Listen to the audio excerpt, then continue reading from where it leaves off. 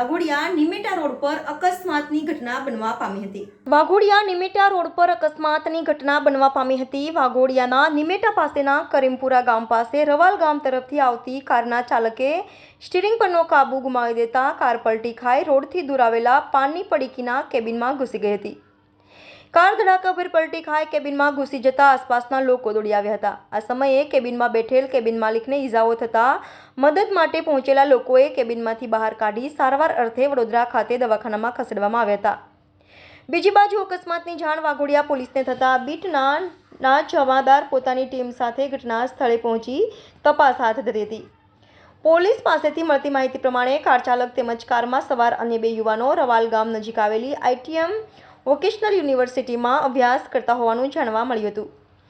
ત્રણેય વિદ્યાર્થીઓને પણ નાની મોટી ઈજાઓ થવા પામી હતી। હાલ તો પોલીસ કારને કેબિનમાંથી બહાર કાઢી વધુ તપાસ હાથ ધરી છે। હાલ તો કાર કયા કારણોસર પલટી ખાઈ કેબિનમાં ઘૂસી તેનું સાચું કારણ જાણી શકાયું નથી। અકસ્માતનું સાચું કારણ પોલીસ તપાસ બાદ જાણી શકશે। રિપોર્ટર હરેશ મિસ્ત્રી, YNN ન્યૂઝ, વાઘોડિયા।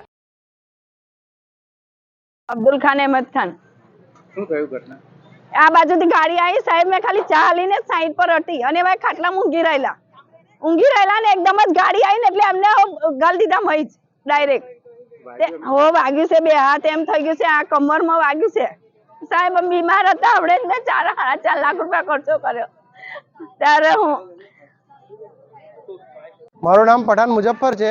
મારો પપ્પા નિમેટા કમ્પાઉન્ડ ખાતે કેબિન ધરાવે છે પાન પડીકીનું। એ બપોર 3 વાગે આજે બેઠા હતા લારી પર, ત્યારે આ વાઘોડિયા સાઈડથી પૂર ઝડપે ITMના સ્ટુડન્ટની કાર આવી। કારમાં લગભગ 3 થી 4 છોકરાઓ જેવા સવાર હતા।